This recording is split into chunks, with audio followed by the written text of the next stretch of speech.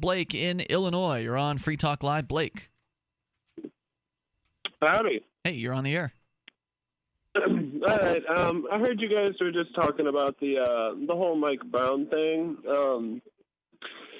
So when they first Can you came back out with away the from your phone? I'm sorry to interrupt you. Can you back off your phone maybe an inch or two or something like that? It's very distorted.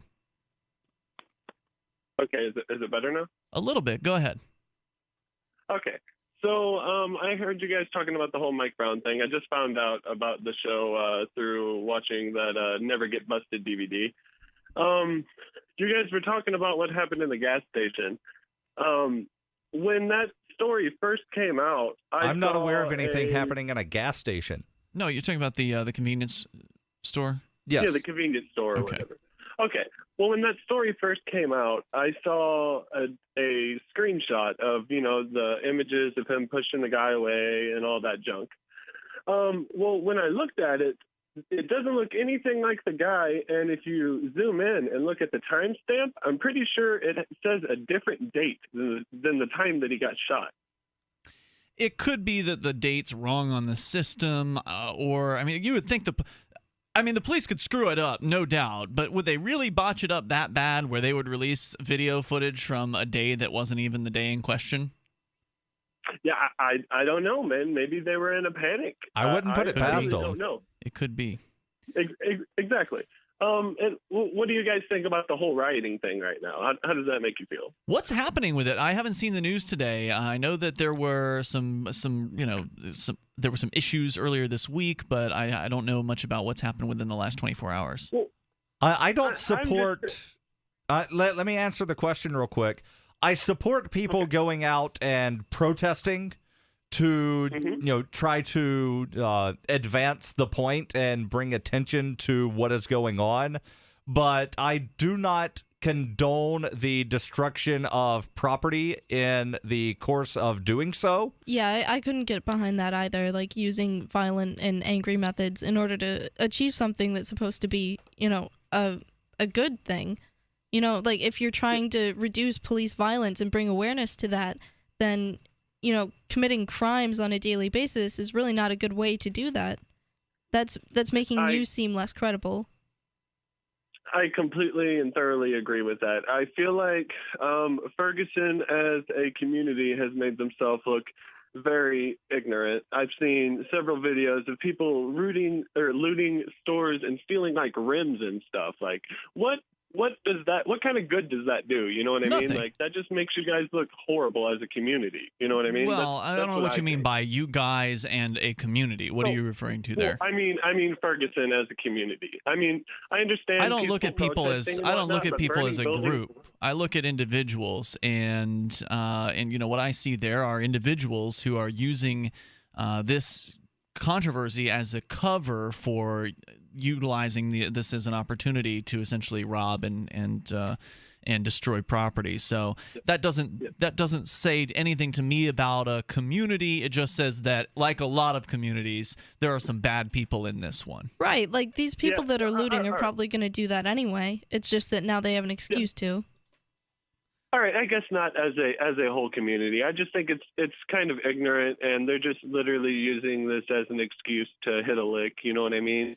And I feel like that's there's no doubt really about wrong. that. I feel like his parents wouldn't stand for that at all. I feel like he wouldn't be happy about that.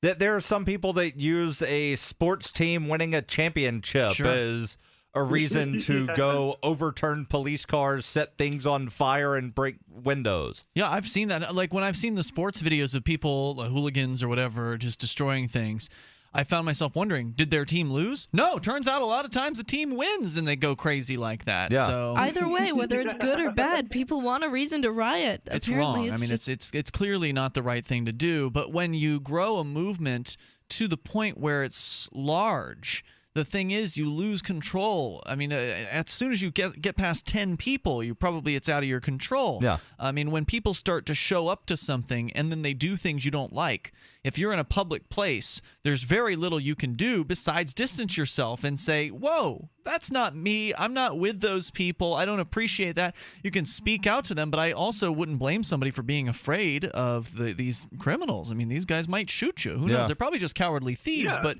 you don't know. I mean, you certainly don't want to jump in there and try to rescue the business owner's stuff, because do you really want to put yourself on the line for a barbecue grill? Right. And Ian, I think I wouldn't. Right. I think one reason you haven't seen anything the last couple of days is the police out there in Ferguson are doing everything they can to separate the media from the protest. Really? Where they're having the media staging areas blocks away from where the protests are happening. They have a new policy that protesters are not allowed to stand still, that you must be moving at all times. Wow. So That's the ridiculous. video that came out Tuesday night where the one officer was pointing his gun at members of the media, those were people that had snuck in with the protesters. Oh, wow. And that's where the cop said, I'm going to effing shoot you. I'm going to effing kill you. Yeah. And somebody said, what's your name? And he said, go F yourself. And luckily, that police officer has been indefinitely suspended. Go ahead, Blake.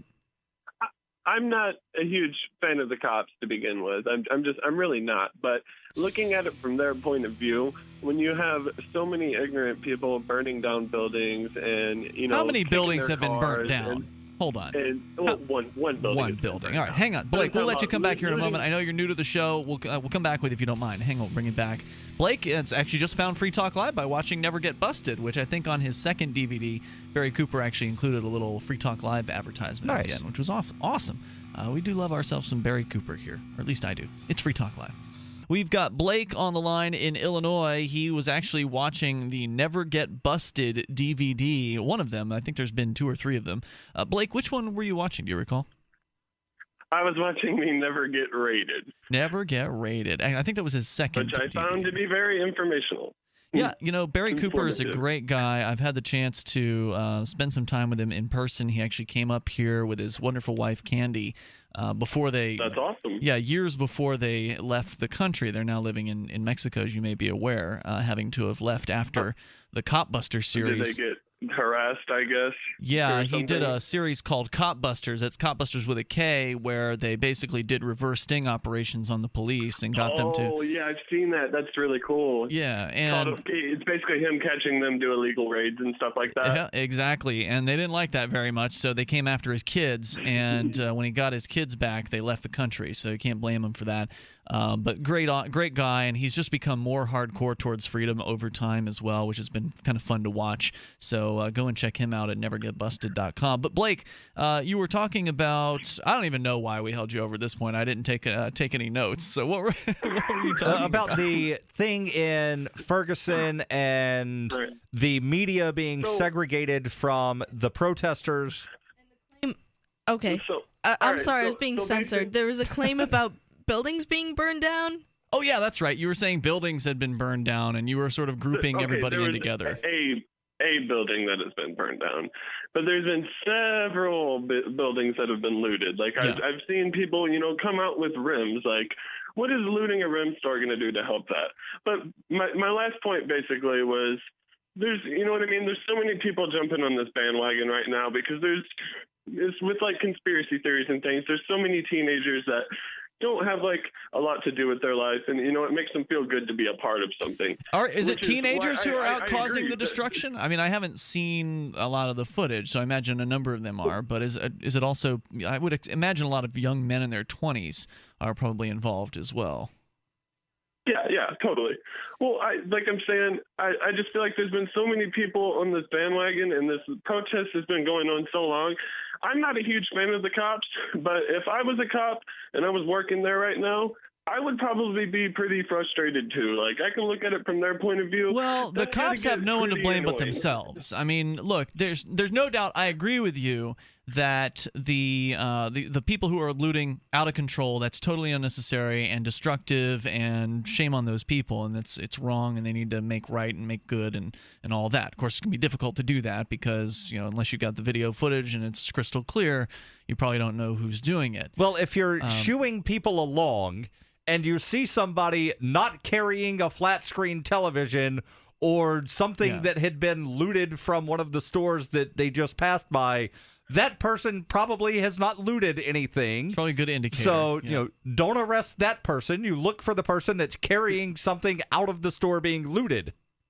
So, I get where you're coming from there. And looting is definitely bad, but the police don't have anyone to blame but themselves on this situation. I mean, it's the police who have for many years, and you know this as somebody who's watching Never Get Busted, the police have threatened and intimidated and arrested, kidnapped, destroyed lives. They have ruined people's lives over this insane war on drugs. And that's why people in urban areas are smart. They're wise to the police. They know better than to talk to the cops. They know better than to interact with them. They know that they're out there looking to put them in handcuffs. They're not looking to protect and serve them. They're looking to arrest them and pad their arrest records and keep the money flowing into the department from the feds and the state and all that. So, I mean, if the police for decades had not been enforcing this insane war on drugs and arresting everybody's brother and sister and mom and dad, then maybe people would have a warmer spot in their heart for them. Maybe people wouldn't be afraid of them. Maybe people wouldn't be pushing back because they would feel like the police are their friends and the police now are helpful. They're resorting to. Hold on one second, Blake.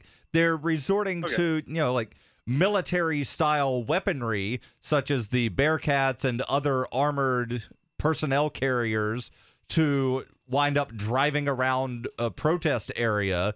They've got cops that are just randomly pointing weapons at people that are walking down the street near a protest where, a lot of times you're not seeing looting happening. You're seeing a cop pointing a weapon at somebody. You've got journalists that are being shot with beanbag rounds, shot with tear gas, and then you've got the captain of the highway patrol saying, "We don't know who's a journalist and who's not."